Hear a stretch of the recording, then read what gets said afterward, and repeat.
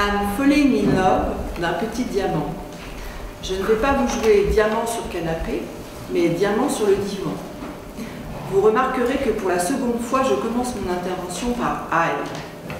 Est-ce un I qui dit je ou un I qui fait I? Vous allez vous dire, elle est son ego, je l'aime, je la hais ou je l'ignore. Ça y est, vous y êtes. Vous êtes passionné, pris dans une des trois voies possibles de la réalisation humaine, mise à jour par Lacan. Nous y reviendrons plus tard.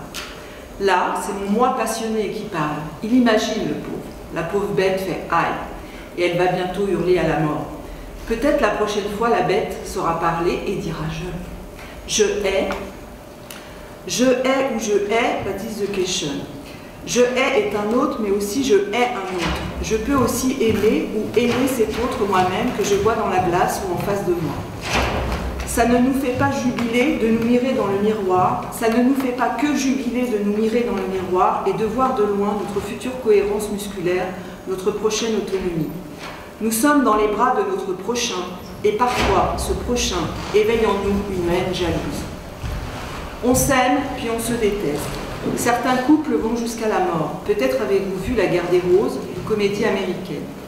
Le couple est un lieu très prisé par la haine. Elle les enchaîne pour l'éternité, ou de moins, pour de longues et terribles années passées à se déchirer. Ça occupe, ça les fait tenir ensemble, ça les fait jouir.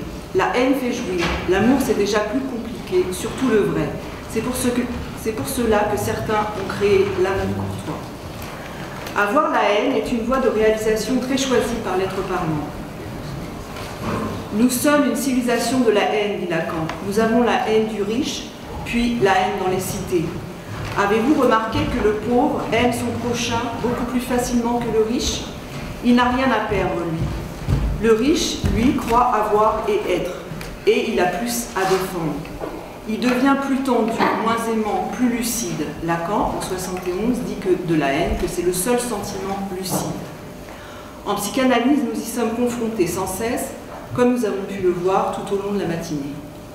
Nous la trouvons dans le transfert, parfois clairement, parfois déguisé, parfois masqué.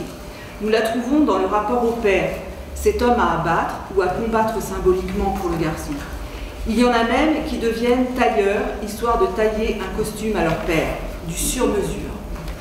Nous la trouvons dans le rapport mère-fille, où elle peut être dévastatrice, les deux engagés pour la quête du phallus. Certaines mères haïssent leurs filles et vice-versa. Lacan, en 58, dans son séminaire sur le désir, écrit que le point de connexion haine de la mère, désir du phallus, est le sens propre du pénis. Nous la trouvons aussi chez la femme envers l'homme qu'elle a cessé d'aimer.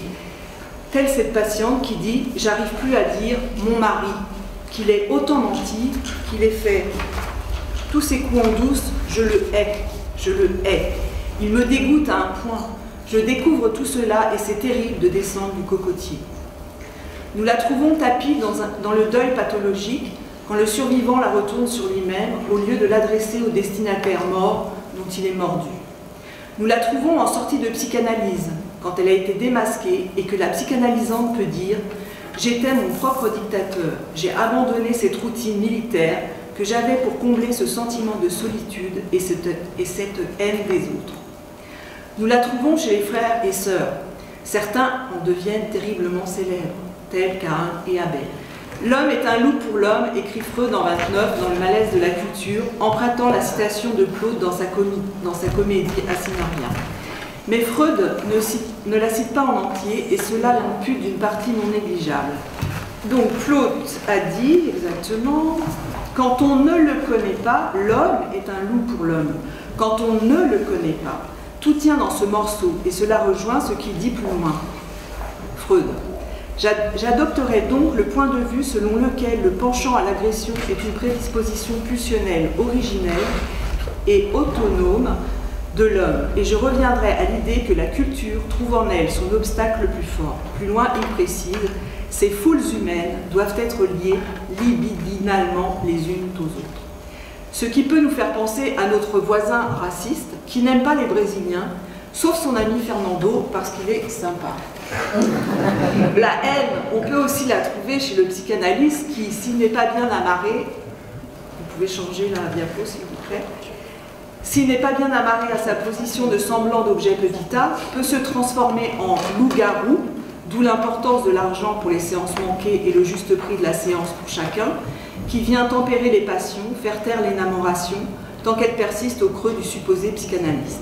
Il y en a même qui se transforment en loup-gourou. Dès 1954, Lacan nous démontre qu'il est difficile d'articuler la haine sans l'amour et sans l'ignorance, puisque nous sommes ignorants de la haine que nous nous portons et de celle que nous portons à l'autre, avec un petit a et un grand A. Ce qui aurait pu faire un joli triptyque pour les colloques, amour, haine et ignorance, sont les trois voies passionnelles, je l'ai déjà dit, dans lesquelles un être peut s'engager pour se réaliser. Depuis Lacan, d'autres voies se sont ouvertes, comme amour, gloire et beauté, mais c'est pas la même chose. Pour conclure, disons que l'avenir de la psychanalyse est toujours et encore le traitement des arêtes passionnelles propres à l'être parlant, donc au dégonflement de l'ignorante énamoration, à l'aide du savoir et de la vérité, mais aussi de la culture. Reprenons avec Freud ces vers de Goethe. Qui possède science et art a aussi de la religion. Qui ne possède ni l'un ni l'autre qu'il est de la religion. Nous voyons donc où le bas blesse chez les nouveaux héros haineux de la sous-culture humaine. Souvent les jeunes ne voient pas à quoi sert l'art, la culture, eh bien elle sert à nous humaniser et à nous déniaiser. On peut dire aussi déniaiser. Cultivons donc notre jardin et notre diamant. Merci.